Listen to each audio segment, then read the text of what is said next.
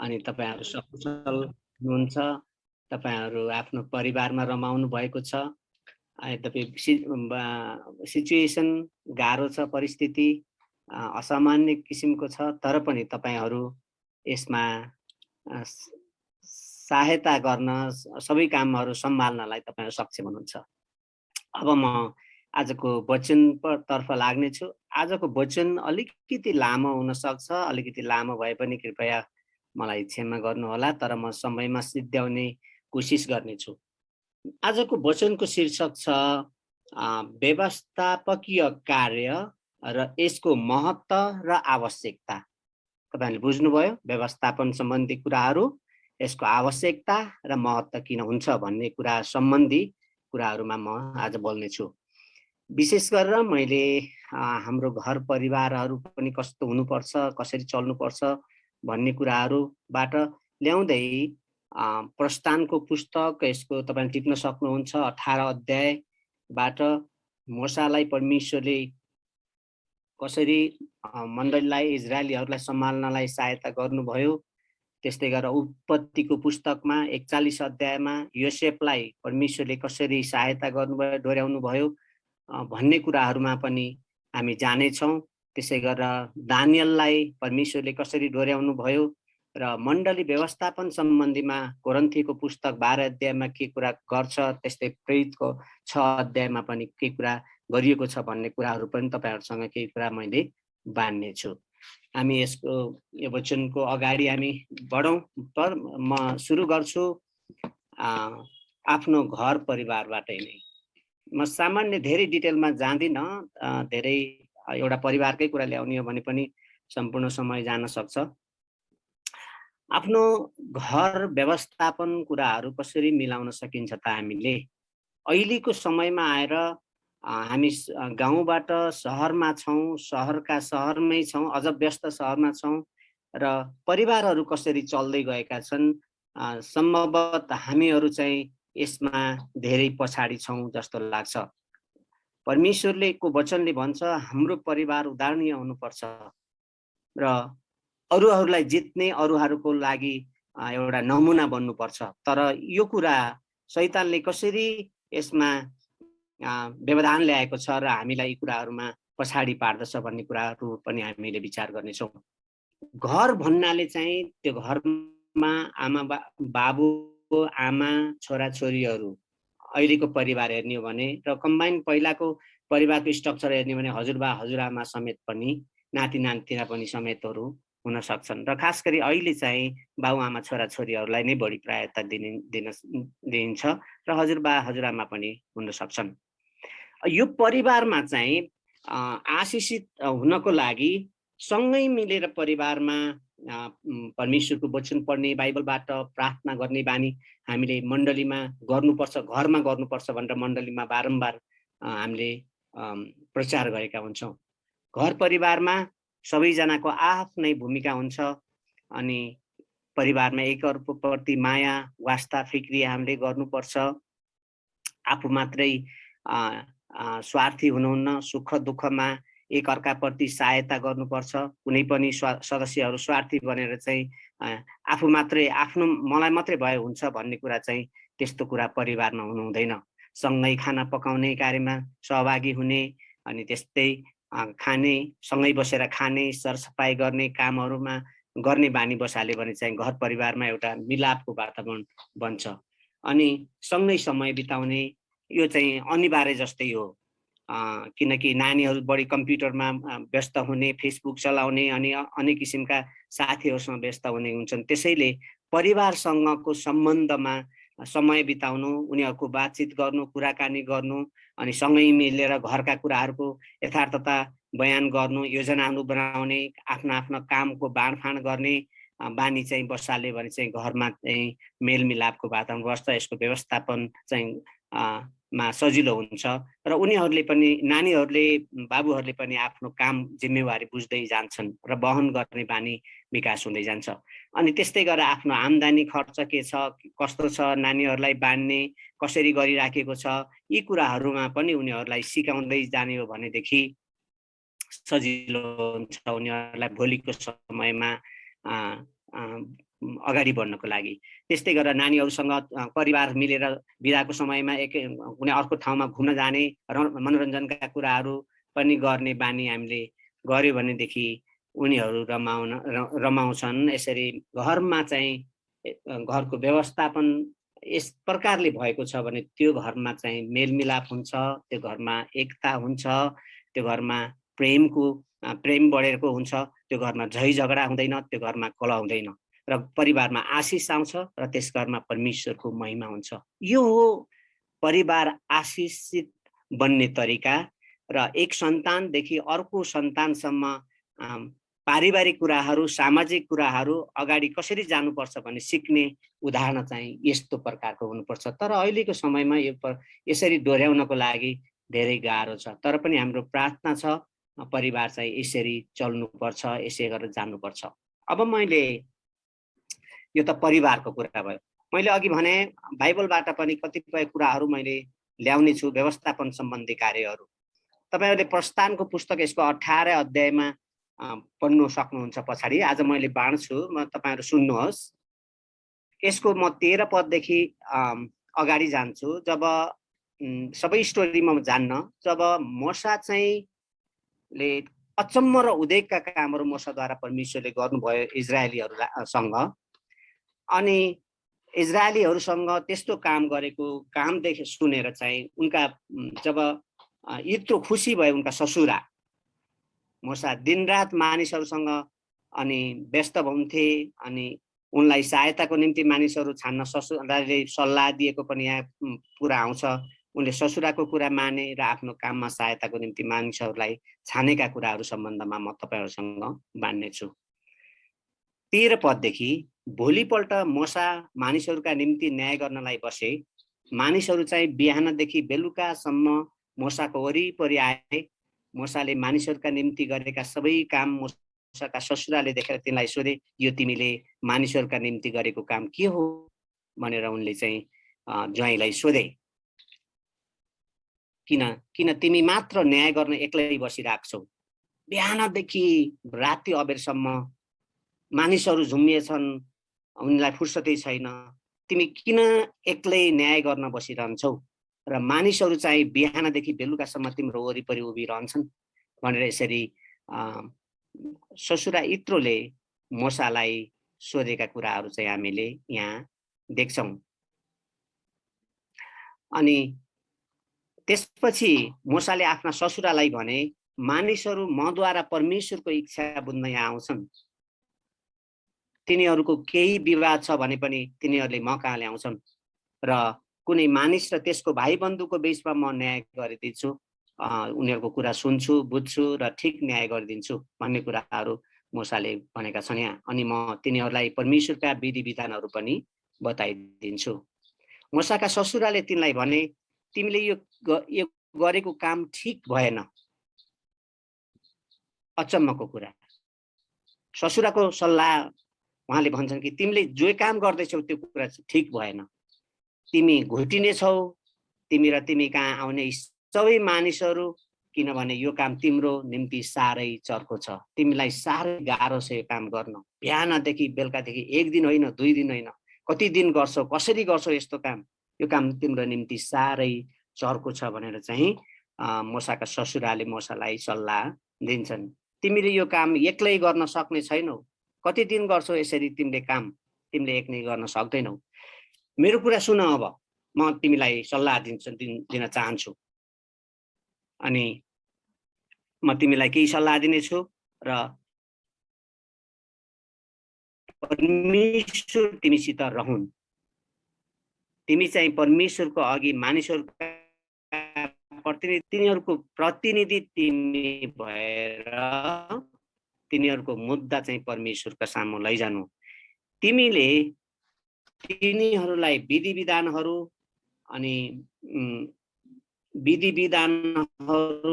तिनीहरुलाई सिकाइदिनु। तिम्रो काम चाहिँ तिनीहरुले जिउने तरिका, कसरी जिउनुपर्छ, कसरी चल्नुपर्छ भन्ने तरिकाहरू, कर्तव्य अनि तिनीहरुले गर्नुपर्ने कर्तव्य के हो र सबै मानिसहरु मध्येबाट परमेश्वरको भय मान्ने योग्य मानिसहरु छान। परमेश्वरको भय मान्ने सक्षम योग्य मान्छेहरू चुन।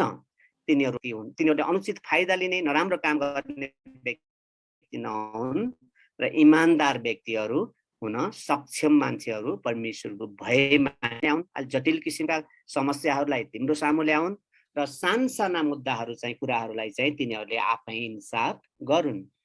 सबै ठुला ठुला मुद्दाहरू चाहिँ तिनीहरूले तिम्रो सामु ल्याउनु पर्छ भनेर चाहिँ, र त्यो सानसाना कुराहरू, साना कुराहरू चाहिँ उनीहरूले आफ्नो बिचमा नै मिलाउनु। यसरी तिमीलाई सजिलो पर्ने छ, किनकि तिनीहरूले पनि तिम्रो भार बाँड्नेछन्। अब तिम्रो भारलाई उनीहरूले पनि सहयोग गर्नेछन्, उनीहरूले पनि आफ्नो भार सम्झनेछन्। यस किसिमले तिमीले जिम्मेवारी दियौ भने, तिमीले यो उपाय गर्यौ भने र परमेश्वरले पनि यही आज्ञा तिमीलाई दिनुभयो भने तिमी टिक्नेछौ।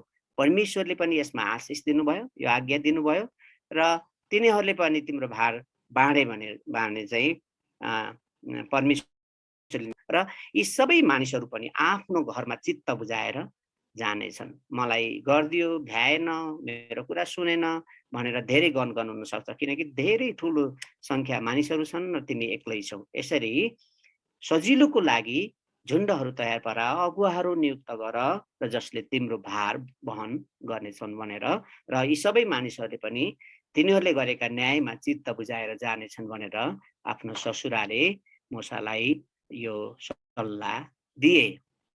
मूसाले आफ्ना ससुराले भनेका कुरा माने, असल लाग्यो, उचित लाग्यो। मेरो ससुराको यो सल्लाह चाहिँ एकदम ठिक हो भन्ने कुरा उनले महसुस गरे र तिनले भने बमोजिम नै अगुवाहरू छाने। तिनले भने बमोजिम नै मूसाले गरे। 1000-1000मा, 100-100मा, 50-50मा, 10-10मा का नायकहरू अथवा अगुवाहरू उनले नियुक्त गरे र मूसाले सारा इजरायलबाट योग्य मानिसहरूलाई छाने, तिनीहरूलाई मानिसहरूमाथि नायक बनाए, अर्थात् 1000-1000 का नायक, 100-100 का नायक, 50-50 का अगुवा, 10-10 का अगुवा। तिनीहरूले हर समय मानिसहरूका न्यायकर्ताका रूपमा सेवा गर्न थाले। उनीहरूले यसरी गर्थे। गाह्रा विषयहरू चाहिँ मूसाले अघि भने चाहिँ नै तिनीहरूले मूसा कहाँ ल्याउँथे, तर हरेक मामुली कुरा तिनीहरूले आफै इन्साफ गर्थे। आमेन।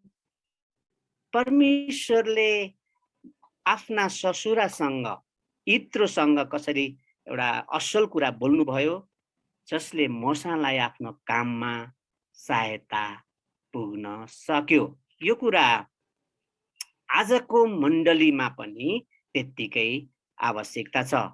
आजका अगुवाहरू, आजका पास्टरहरू, आजका एल्डरहरू, आजका डिकनहरू जसले काम गर्नुहुन्छ अथवा आफू मात्रै घोटिनुहुन्छ, उहाँहरूलाई यो चाहिँ असाध्य असल सल्लाह छ।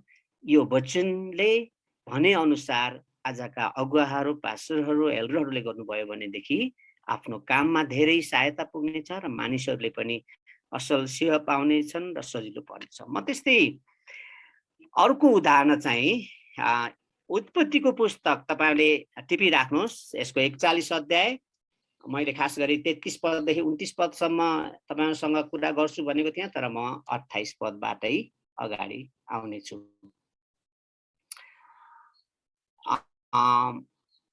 यसो मैले भन्दाखेरि फारोको सपनाको अर्थ खोल्न यसोलाई चाहिँ उपस्थित गराइएको थियो। यसो चाहिँ एउटा दाजुहरूले मार्न लागेको व्यक्ति परमेश्वरले जोगाउँदै कसै एउटा फारो पोतिफर हुँदै मिस्रीहरूले किनेर लगेका थिए अनि एउटा आर्मीको जनरललाई बेचेका थिए। उनी जनरल हुँदै यहाँ राजाको घरमा आइपुगे र उनी चाहिँ असाध्य ज्ञान बुद्धि र विवेकले पूर्ण थिए।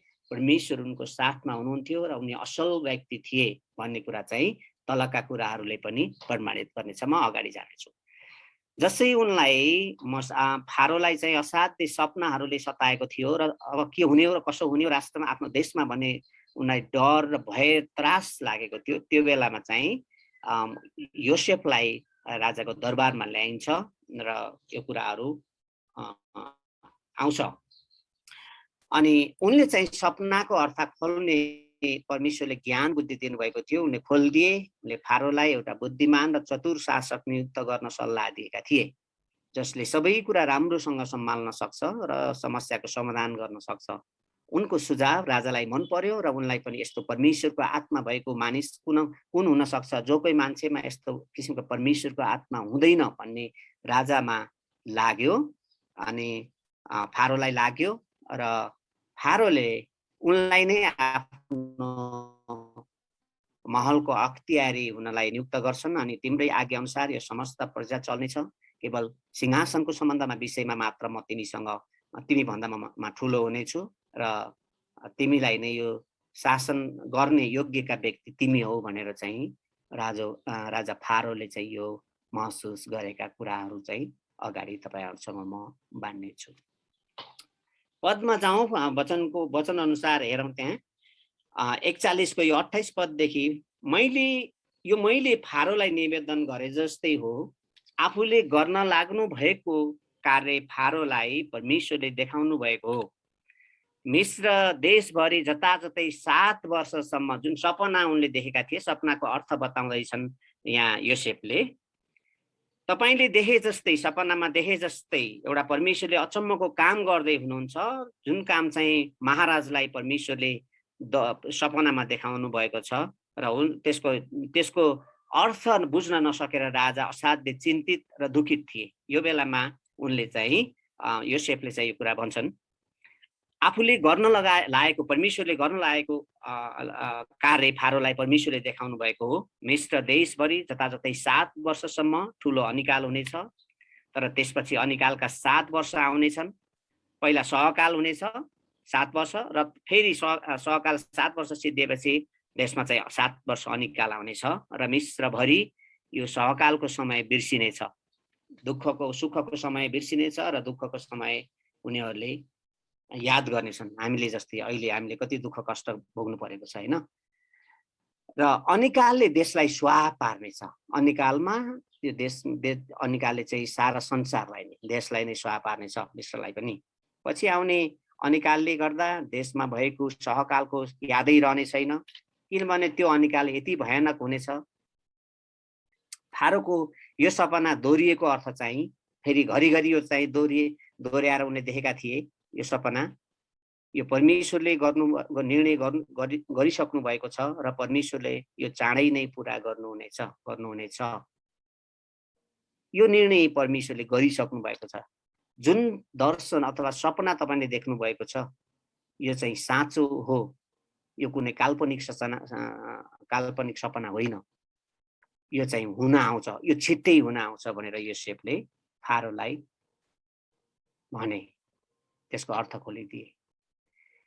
यसकारण अब फारोले एकजना चतुर र बुद्धिमान मानिस छानेर सारा मिस्र देशमा अधिकार चलाउन नियुक्त गर्नुहोस्। महाराज, यो देशमा यस्तो किसिमका समय आउँदैछ जसले सारा कुरा स्वाहा बनाउनेछ। पुराना कुराहरू सम्झना र सुखदका दिनहरू यी विगत हुनेछन् र यिनको सम्झना पनि हुने छैन र भयानक खतरनाक समय आउनेछ। त्यसैले तपाईले अब एउटा मसल्ला दिन्छु तपाईलाई, एउटा चतुर र बुद्धिमान मान्छे छान्नुहोस् र सारा मिस्रमा अधिकार चलाउनलाई नियुक्त गर्नुहोस्। फारोबाट सहकालका 7 वर्षसम्म मिस्र देशका उब्जनीको 5औं हिस्सा उठाई देशमा कामदारीहरू नियुक्त गर्नुहोस्। तिनीहरूले आउने सहकालका वर्षहरूका सबै अनाज जम्मा गरून् अनि शहरमा खानका निम्ति फारोको अख्तियारमा अनाजहरू थुपारुन् र तिनीहरूले सञ्चय गरून्, जम्मा गरून्। अनिकालले देश विनाश हुन नपाओस् भनी मिस्र देशमा परिआउने 7 वर्षको अनिकालको निम्ति देशको लागि ती अनाजहरू सुरक्षित राखुन्। के भने यहाँ अनिकालले देशलाई विनाश हुन नपाओस् भनेर मिस्र देशमा परिआउने ती 7 वर्षको अनिकालका समयको निम्ति ती अनाजहरू सुरक्षित राखिउन्, किनकि पछि त्यो अनाजबाट देशलाई धान्नुपर्छ, मान्छेहरूलाई मर्न दिनु हुँदैन भनेर चाहिँ उनले सुझाव दिए। अनि यो युसुफको सुझाव अति बुद्धिमानी र यो परमेश्वरबाट नै थियो र यो सुझाव फारो र उनका सारा अधिकारीहरूलाई मन पर्यो। आमेन। परमेश्वरले योसेफबाट बोल्नुभयो र जुन सल्लाह दिए योसेफले फारोलाई, त्यो सल्लाह अति मन पर्यो फारोलाई, राजालाई र उनका अधिकारीहरूलाई। अनि फारोले उनीहरूलाई भने, तिमी जस्तो, यिनी जस्तो परमेश्वरका आत्मा भएको बुद्धिमानी मानिस अब हामी कहाँ पाउन सक्छौँ? यिनी जस्तो चतुर मान्छे, यिनी जस्तो ज्ञानी मान्छे, यिनी जस्तो बुद्धिमानी मान्छे अब हामीले कहाँ पाउन सक्छौँ भनेर चाहिँ फारोले भने अधिकारीहरूसँग। तब फारोले योसेफलाई भने, उनलाई मन पर्यो यो कुरा, उनको हृदयभित्र छोयो यो कुराले, अनि जसले चाहिँ सारा देशलाई बचाउने छ भन्ने उनलाई लाग्यो र उनी अति हर्षित भए। मनमा त्यो गएको डर र त्रासहरू सबै उडेर गयो। उनी चङ्गा भए अनि उनी चाहिँ अति उत्साही भए र अनि योसेफलाई भने कि यिनी जस्तो परमेश्वरका आत्मा भएको अन्य मानिस हामीले कहाँ पाउन सक्छौँ? को पाउन सक्छौँ हामीले? को हुन सक्छ उनी जस्तो, यस्तो ज्ञान र बुद्धि दिने मान्छे भन्ने मान्छे भनेर चाहिँ फारोले भनेका छन्। तब फारोले योसेफलाई भने, परमेश्वरले तिमीलाई सबै कुरा देखाइदिनु भएको छ र तिमी जस्तो चतुर र बुद्धिमान मानिस अरू छैन। 39 पदमा भन्ने पर्छ है, मैले 40 पदलाई, यसकारण मेरो महलको अख्तियार चलाउने तिमी नै भयो योसेफ। अब तिमी नै भयो मेरो महलको अख्तियार चलाउने र तिम्रै आज्ञा अनुसार मेरो समस्त प्रजा चल्नेछ। हेर्नु त, फारोको मन बग्लिएको परमेश्वरको वचनले अनि योसेफको उपस्थितिमा, अनि परमेश्वरको उपस्थितिमा उहाँको जुन योसेफसँग त परमेश्वर हुनुहुन्थ्यो, परमेश्वर बोल्नु भएको थियो। अनि तिमी जस्तो चतुर र बुद्धिमान मान्छे अरू कोही छैन योसेफ भनेर चाहिँ यहाँ रियल छ। अब तिमीले नै यो सारा कुराहरू हेर्नुपर्छ, तिम्रै आज्ञा अनुसार नै यो सारा मिश्र देश चल्नेछ। समस्त प्रजाहरू तिम्रै आज्ञा अनुसार, तिम्रै सल्लाह र आज्ञा अनुसार चल्नेछ। केवल सिंहासनको सम्बन्धमा मात्र म तिमी भन्दा माथि हुनेछु। आमेन। हेर्नुहोस् त, सिंहासन चलाउन म राजाको हिसाबले तिमी भन्दा माथि हो, अरू सबै कुरा म भन्दा तिमी धेरै माथि छौ, माथि हुनेछौ योसेफ भनेर चाहिँ उनले त्यो रियलाइज गरे, महसुस गरे र यो कुरा सम्पूर्ण अख्तियार चाहिँ योसेफलाई सुम्पिदिए। अनि फारोले योसेफलाई भने, 41 पदलाई हेरेर मैले अलिकति गएँ, हेर मैले तिमीलाई सम्पूर्ण मिश्र देशमाथि अधिकार दिएको छु। तब फारोले आफ्नो छाप औँठी आफ्नो औँलाबाट फुकालेर एसावको औँला लगाइदिए। आफ्नो औँठीको छाप फुकालेर योसेफको हातमा लगाइदिए र तिनलाई मलमलको लुगा पहिराइदिए र तिनको गलामा सुनको सिक्री लगाइदिए र तिनलाई फारोले आफ्नो दोस्रो प्रशासक चाहिँ रथमा तब सवार गराए, मलमको लुगा लगाएर सवार गराए र तिनको अगाडि अघि घुँडा टेकेर झुक भन्दै कराउँदै हिँडे। यसरी फारोले चाहिँ योसेफलाई कति आदर गरेको। यसरी फारोले तिनलाई सम्पूर्ण मिश्र देशमाथि अधिकार दिए। फारोले पनि योसेफलाई भने, म फारो हुँ, तर म यो भन्दछु कि तिम्रो इच्छा बाहेक अरू कुनै पनि मानिस मिश्र देशमा केही गर्न पनि पाउने छैन। कुनै मानिसले तिम्रो आज्ञा बाहेक, तिम्रो इच्छा बाहेक केही पनि गर्न पाउने छैन भनेर अनि उहाँले चाहिँ यो अधिकार दिए। अब हामीले चाहिँ फारो र योसेफको कुरालाई लियो भने र हेर्यो भनेदेखि यसबाट सिक्नु पर्ने कुरा कति धेरै छ। जब फारोले चाहिँ यिनी जस्तो बुद्धिमान मान्छे, यिनी जस्तो परमेश्वरको आत्मा भएको मान्छे अब कोही पनि पाउन सकिन्न भनेर एउटा बँधुवा मान्छे, बन्धनमा ल्याएर समातिएर ल्याएको मान्छेलाई यसरी देशको सबैभन्दा माथिल्लो पदमा लगेर उनले नियुक्त गरे।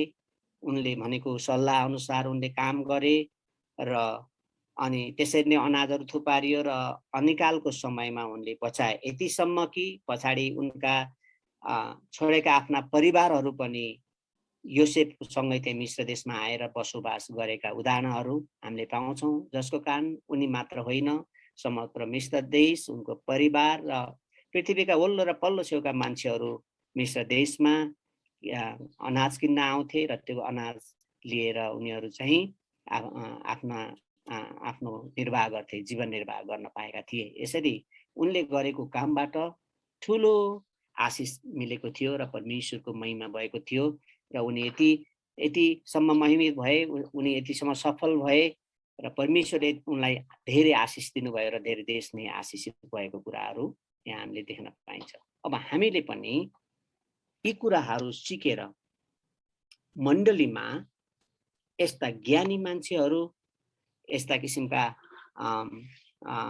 परमेश्वरको आत्मा भएका मानिसहरू छुट्याउन सक्नु पर्यो, यिनीहरूलाई नियुक्त गर्न सक्नु पर्यो, यिनीहरूलाई जिम्मा दिन सक्नु पर्यो, तब मात्र मण्डलीमा ठुलो आशिष आउँछ। र जब हामीले चाहिँ यस्ता किसिमका कुराहरूलाई यादै गर्दैनौँ र हामीले जे गरेका छौँ ठिक गरेका छौँ भन्ने हामीले सोच्छौँ भनेदेखि मण्डलीमा पनि अथवा देशमा पनि ठुलो समस्या हुन सक्छ। जसै यहाँ मैले अघि भने यो योसेफको कुरालाई लिएर आएँ, मैले मोसाको कुरा लिएर आएँ, अरूको सल्लाह पनि सुन्नुपर्छ र मण्डलीलाई चाहिँ कसरी आदर योग्य बनाउनु पर्छ भनेर चाहिँ अगुवाहरूले चाहिँ विचार पुर्याउनु पर्छ। जो लिडरसिपमा हुनुहुन्छ छौँ हामीहरू, उहाँहरूको यो काम हो। मैले थोरै कुरा अलिकति दानियलको पुस्तक यसको 2:48 पदलाई पनि कोट गरेँ। यहाँ तब राजाले दानियललाई उच्च पदमा राखे। तपाईले दानियललाई कति प्रार्थना गर्ने व्यक्ति थिए, परमेश्वरको भय मान्ने मान्छे थिए र दानियललाई कति खेदो गरेका थिए हैन।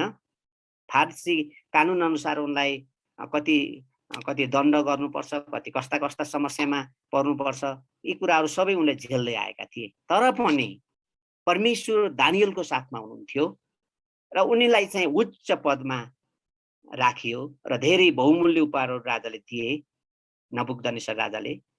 उनले तिनलाई बेबिलोनका समस्त प्रदेशमाथि शासक बनाए र त्यहाँका सबै ज्ञानी पुरुषहरूका प्रधान तुल्याइएका थिए दानियल।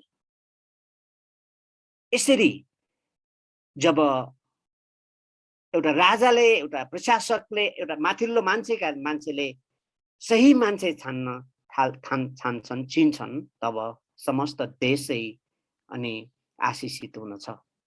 र मण्डलीमा पनि दान र वरदानहरूलाई चिन्नु पर्यो, प्रयोग गर्नु पर्यो, मान्छेहरूलाई जिम्मा दिनु पर्यो, नियुक्त गर्नु पर्यो, तब मण्डली आशिषित हुनेछ। म पछि आउँछु। त्यस्तै तीतसको पुस्तकमा हेरे भनेदेखि पाउलले तीतसलाई चाहिँ यसै कारण मैले तिमीलाई क्रेटमा छोडेर गएको छु कि मैले तिमीहरूलाई हराए बमोजिम तिमीले त्यहाँ मैले गर्न लागेका पुरा कामहरू, जुन कुरा मैले काम गर्न सकेको छैन तिनलाई चाहिँ तिमीले पुरा गर्नु र हरेक सहरमा एल्डरहरू नियुक्त गर्नु अथवा अगुवाहरू नियुक्त गर्नु भनेर भनेका थिए। र जहाँ पनि हामीले जहाँ व्यवस्थापन हुन्छ, जहाँ व्यवस्थित हुन्छ, त्यहाँ मात्रै परमेश्वरले आशिष दिनुहुन्छ। जहाँ कल, झगडा, डाहा, ईर्ष्या हुन्छ, त्यहाँ चाहिँ त्यस ठाउँमा आशिष परमेश्वरले दिनुहुन्न। ल अब मैले अगाडि बढ्छु अलिकति। अब हाम्रो मण्डली कस्तो हुनुपर्छ, बाइबलले के भनेको छ भन्ने कुराहरूमा पनि अलिकति जान मलाई उचित लाग्यो। अब मण्डली व्यवस्थापन, मैले व्यवस्थापक कस्तो हुनुपर्छ, एउटा असल मान्छे चाहिँ व्यवस्थापनको ठाउँमा आएर उसको निर्देशन, उसको सल्लाह अनुसार चल्यो भने चाहिँ कसरी आशिष हुने रहेछ त भन्ने कुराहरू हामीले हेर्न पायौं। पहिलो कोरिन्थीको 12 अध्यायको यसको 27 र 28 पदलाई मैले हेरौं। यसलाई यहाँ पढ्छु म। तिमीहरू ख्रीष्टका शरीर हौ र हरेक त्यसका अङ्गहरू हौ। हरेक जना तिमीहरू जुन हामी विश्वासीहरू छौं, हामी ख्रीष्टका शरीर हौ। शरीरका भाग, कोही हात, कोही खुट्टा, कोही आँखा, कोही टाउको, कोही अनि यो भनौँ न पिछाड, अगाडि, पछि खुट्टा, औंला, अनेक किसिमका अङ्गहरू हामीहरू हौ कि ख्रिस्ट सिंह शरीर, हामी ख्रिस्टका शरीरहरू, शिर ख्रिस्ट येशू प्रभु स्वयं हुनुहुन्छ। परमेश्वरले मण्डलीमा पहिलो प्रेरितहरू, दोस्रो अगमवक्ताहरू, तेस्रो शिक्षकहरू, तब आश्चर्य काम गर्नेहरू र निको पार्ने वरदान पाएकाहरू, सहायता गर्नेहरू, प्रशासन गर्नेहरू, विभिन्न भाषा बोल्नेहरू नियुक्त गर्नुभएको छ। परमेश्वरले आफ्नो मण्डलीलाई सुसज्जित पार्नको लागि अनि आफ्नो मण्डलीलाई आदरयोग्य बनाउनको लागि मानिसहरूलाई विभिन्न किसिमका दान वरदानहरू दिनुभएको छ। कोही प्रेरितहरू छन्, कोही अगमवक्ताहरू हुन्छन्, कोही शिक्षकहरू हुन्छन्, आश्चर्य कामहरू गर्ने हुन्छन्, निको पार्ने वरदान पाएका मानिसहरू हुन्छन्, सहायता गर्नेहरू मण्डलीमा हुन्छन्, प्रशासन गर्ने मान्छेहरू, वरदान पाएका मान्छेहरू हुन्छन्, अन्य भाषा बोल्ने वरदान पाएका मान्छेहरू। यी दान र वरदानहरूलाई चिन्न सक्नु पर्यो। मूसाले जस्तै एक्लै काम गरेर होइन, इत्रुको सल्लाह अनुसार गरेर मूसाले कसरी आफ्नो काममा सहायता पुग्यो र आफ्नो भार अरूले वहन गरे र जसरी त्यहाँ सजिलो भयो, यसरी मण्डलीलाई व्यवस्थित पार्नको लागि परमेश्वरले मण्डलीमा विभिन्न हाँगाहरू, भागहरू दिनुभएको छ। ती हुन् दान वरदानहरू। त्यो मण्डलीले चिन्नु पर्यो, त्यो मण्डलीका अगुवाले चिन्नु पर्यो र तिनीहरूलाई छान्न पर्यो, तिनीहरूलाई सिकाउनु पर्यो, हुर्काउनु पर्यो, बढाउनु पर्यो, तिनीहरूलाई चलाउनु पर्यो। तिनीहरूले पाएका दान वरदानलाई उनीहरूलाई चलाउने मौका दिनु पर्यो। मण्डली रोकेर राख्ने होइन, यिनीहरूलाई काम गर्न दिनुपर्छ। तब मण्डलीको विकास हुन्छ, मण्डली आशिषित हुन्छ। विभिन्न किसिमका वरदानहरूलाई चलाउनु दिए मात्रै, एउटाले होइन, चल्दैन सबै। किनकि मेरो हातले मात्रै काम गरेर हुँदैन, मेरो टाउकोले पनि काम गर्नुपर्छ, मेरो आँखाले नि काम गर्नु, मेरो खुट्टाले नि काम गर्नुपर्छ, मेरो सारा शरीर स्वस्थ हुनुपर्छ। मण्डली यी सबै कुराहरूले परिपूर्ण, हाम्रा विभिन्न भाग भए जस्तै विभिन्न किसिमका दान र वरदान यसका अङ्गहरू हुन्, मण्डलीका अङ्गहरू हुन्।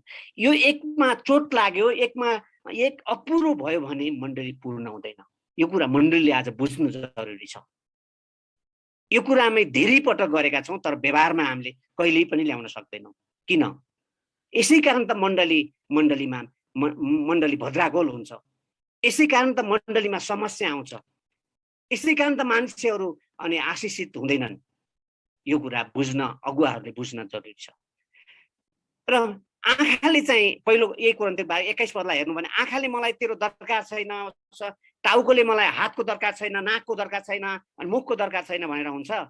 हुँदैन। सबै कुरा समान छन्। परमेश्वरले यसै कारण समान बनाउनु भएको छ कि सबै कुराले आफ्नो आफ्नो काम गरेर चाहिँ अनि एउटा पूर्ण शरीरले आकार पाओस्, यसले राम्रो काम गरोस् भनेर परमेश्वरले मण्डलीलाई यी कुराहरू दिनुभएको छ। त्यसैले मण्डली आशिषित हुनको लागि सबै किसिमका वरदानहरूको आवश्यकता हुन्छ। वरदानलाई इन्कार गर्नु हुँदैन, शङ्का गर्नु हुँदैन। कामबाट नै प्रकट हुन्छ नि। उनीहरूलाई काम गर्न दिएपछि कस्तो काम गरेको थाहा हुँदैन, थाहा भइहाल्छ नि। तर उनीहरूलाई जिम्मा दिनुपर्छ, काम गर्न उनीहरूलाई दिनुपर्छ। अनि मण्डलीको आवश्यकतालाई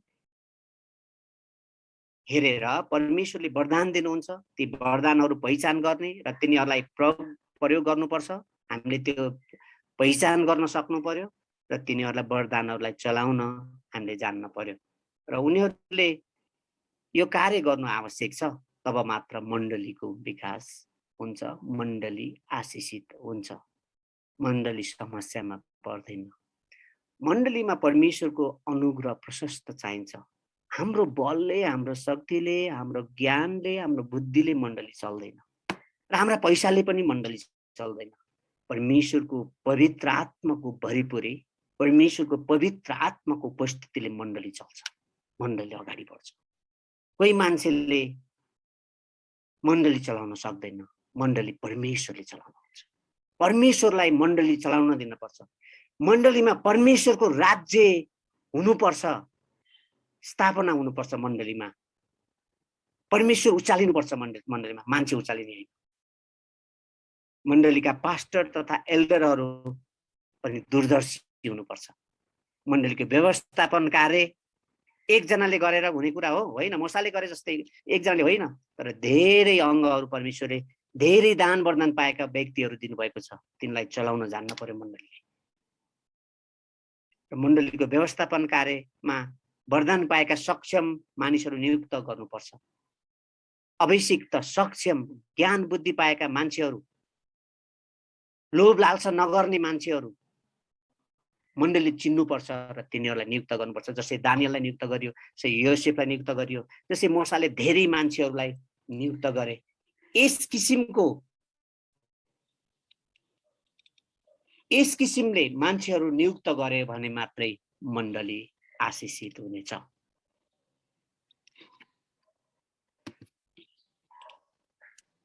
म अगाडि बढ्छु अनि मण्डलीमा प्रशासनको ढाँचाको विषयमा पनि अलिकति म बोल्छु।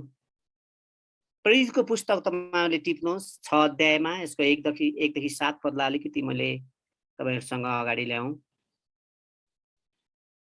ती दिनमा 1 पददेखि जब चेलाहरूको संख्या बढ्दै गएको थियो तब हिब्रूहरूका विरुद्धमा ग्रीक यहुदीहरूले गनगन गरे।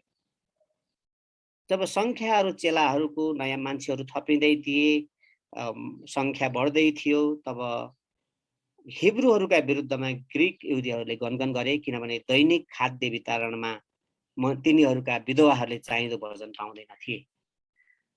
आफ्नो दैनिक कुराहरूमा भोजनमा खाना लाउने त हो नि पहिला मान्छेहरूले हेर्ने, खाना पाएन भने गनगन गर्न थाल्छन्। तब 12 चेलाहरूले तिनीहरूलाई बोलाएर भने, 12 जना चेलाहरूले नयाँ कुराहरूमा, अब प्रेरितको पुस्तकमा तपाईलाई थाहा छ, परमेश्वरको वचन प्रचार गर्न छोडेर खुवाउने पियाउने सेवा गर्न हामीलाई उचित हुँदैन। जो परमेश्वरले चाहिँ आफ्नो वचनको लागि, आफ्नो कामको लागि नियुक्त गर्नुभएको छ, विभिन्न काम गर्न विभिन्न वरदानहरू दिनुभएको छ र विभिन्न मान्छेहरूलाई नियुक्त गर्नुभएको छ। जस्तै एल्डरहरू चाहिँ यहाँ पास्टरहरू चाहिँ प्रेरितहरूलाई भनौँ अब यहाँ उनीहरूलाई परमेश्वरले खाने र लाउने कुराको व्यवस्थापन मिलाउन चाहिँ नियुक्त गर्नुभएको होइन। मण्डलीमा पनि पास्टरहरूलाई चाहिँ खाने र लाउने कुराहरू व्यवस्था गर्नको लागि पास्टर नियुक्त गर्नुभएको होइन। परमेश्वरको वचन खुवाउनको लागि, प्रार्थना गर्नको लागि, परमेश्वरलाई उचाल्नको लागि नियुक्त गर्नुभएको हो। यो कुरा त मण्डलीले बुझ्नु पर्यो नि, त्यो अनुसार सल्लाह दिनु पर्यो नि त मण्डलीले। अनि त्यसैले यहाँ भनेको छ कि हामीले चाहिँ दैनिक खाद्य वितरणमा चाहिँ खाना लाउने कुराहरूमा चाहिँ हामीले समय दिन अथवा परमेश्वरको वचन प्रचार गर्न छोडेर चाहिँ यो काममा लाग्न हामीलाई उचित हुँदैन। यसकारण भाइ हो, तिमीहरू मध्येबाट पवित्र आत्मा र बुद्धिले भरिएका, पवित्र आत्मा र बुद्धिले, कति राम्रो सल्लाह यहाँ दिएको छन्, अनि बुद्धिले भरिएका सबैको आदर पाएका 7 जना मानिस छान, जसलाई हामी यस काममा नियुक्त गरौँ।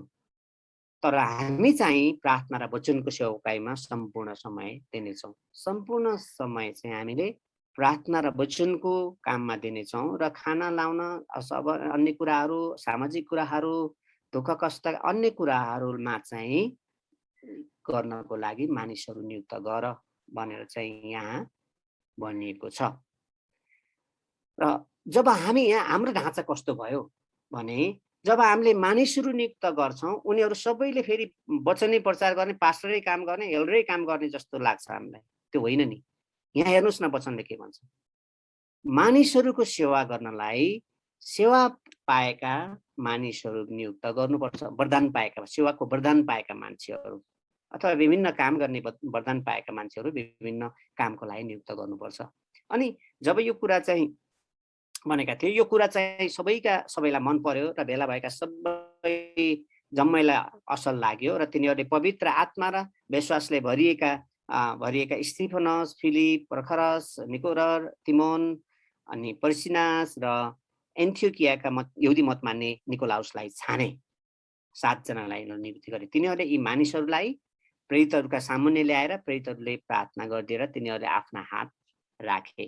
यसरी परमेश्वरको वचन बढ्दै गयो र चेलाहरूको संख्या यरुशलेममा अत्यन्त बढ्दै गयो।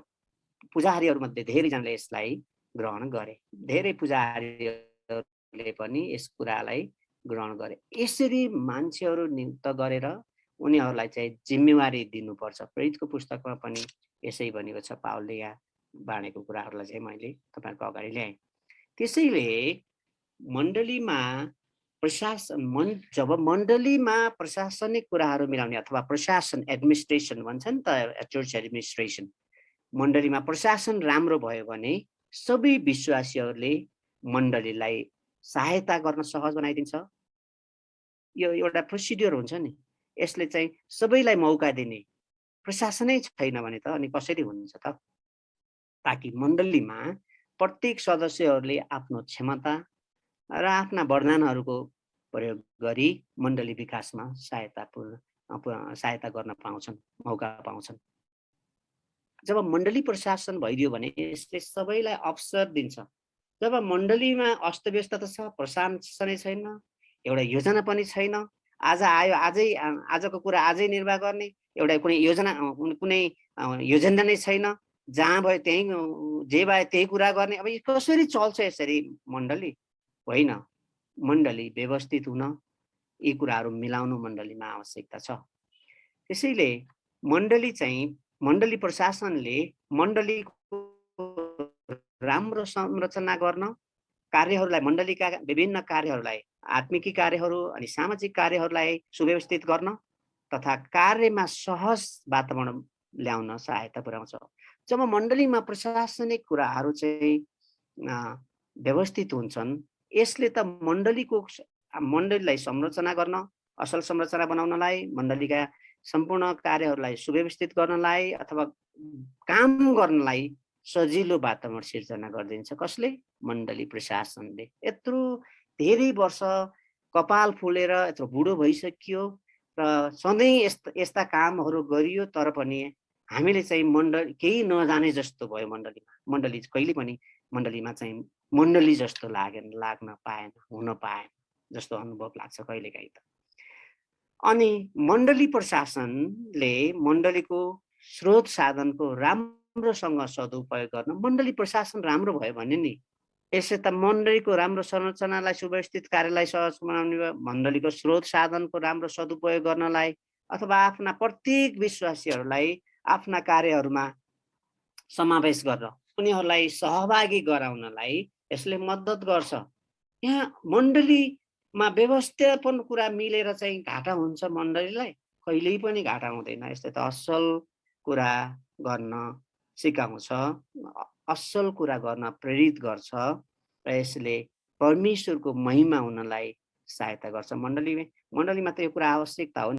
हामीले चाहिँ आफ्ना मण्डलीहरूलाई व्यवस्थित गर्न, शाखा मण्डलीहरूलाई व्यवस्थित गर्न, धेरै विश्वासीहरूलाई डोर्याउन प्रार्थनाको जवाब छ। हाम्रो डोर्याउनु आवश्यक छ र उनीहरूलाई परमेश्वरमा अगाडि बढाउन आवश्यक। त्यसैले हाम्रो प्रार्थनाको आवश्यकता छ। त्यसैले प्रशासनिक, आर्थिक कुरा, आत्मिकी कुराहरू व्यवस्थित गर्न पहिला मण्डलीमा चाहिँ समिति बलियो हुन पर्यो।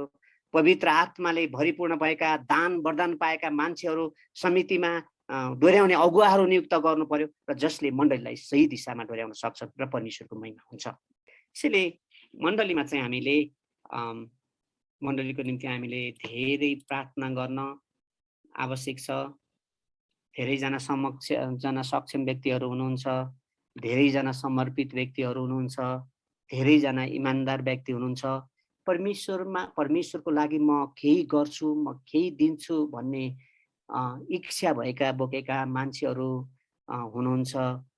उहाँहरूलाई चाहिँ हामीले मौका दिनु पर्यो, हामीले उहाँहरूलाई अगाडि बढाउनु पर्यो र इच्छुक व्यक्तिहरूलाई जसले मण्डलीलाई म सहायता गर्छु भन्नुभएको छ, तयार हुनुहुन्छ, उहाँलाई अनुकूल वातावरण बनाइदिनु पर्यो, उहाँहरूलाई काम गर्ने। उहाँलाई पैसा मागेका छैनन् विश्वासीले, पैसा मागेर हामीले पैसा दिनु पर्दैन, तर उहाँलाई त्यो म त मेरो पाएको दान वरदान चलाउँछु भन्नुभएको छ। त्यो दिने त्यो दान वरदान चलाउने अवसर उहाँलाई दिनु पर्यो। प्रार्थनाको खाँचो होइन त यो?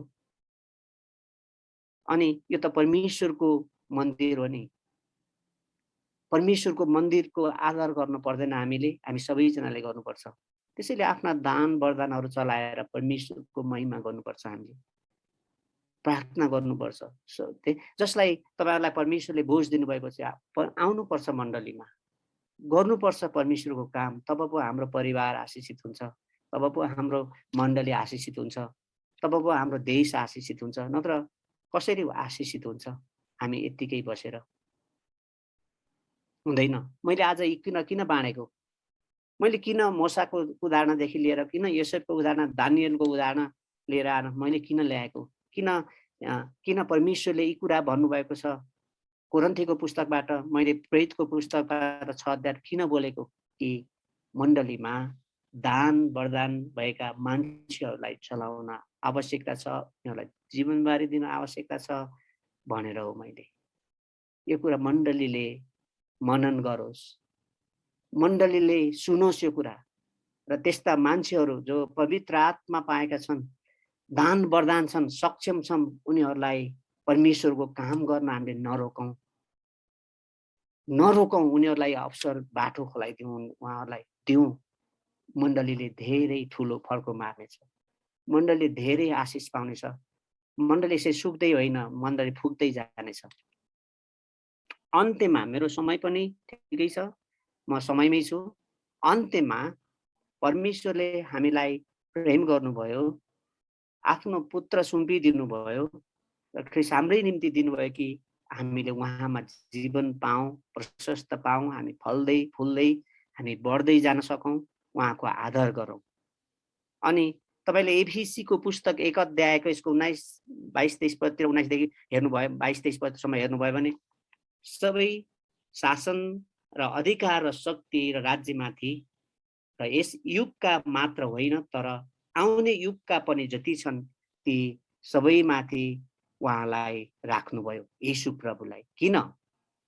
र परमेश्वरले सबै कुरा उहाँका पाउमुनि राखिदिनु भयो र मण्डलीको निम्ति उहाँलाई नै सबै कुराको शिर बनाइदिनु भयो। जुन मण्डली उहाँको शरीर, उहाँको पूर्णता हो र उहाँले नै सबै थोक पूर्ण परिपूर्ण पार्नुहुनेछ। उहाँको शरीरलाई हामीले सम्मान गर्नुपर्छ। उहाँको शरीरलाई हामीले अनादर गर्नुहुन्न। उहाँको शरीरको वास्ता फिक्री हामीले गर्नुपर्छ।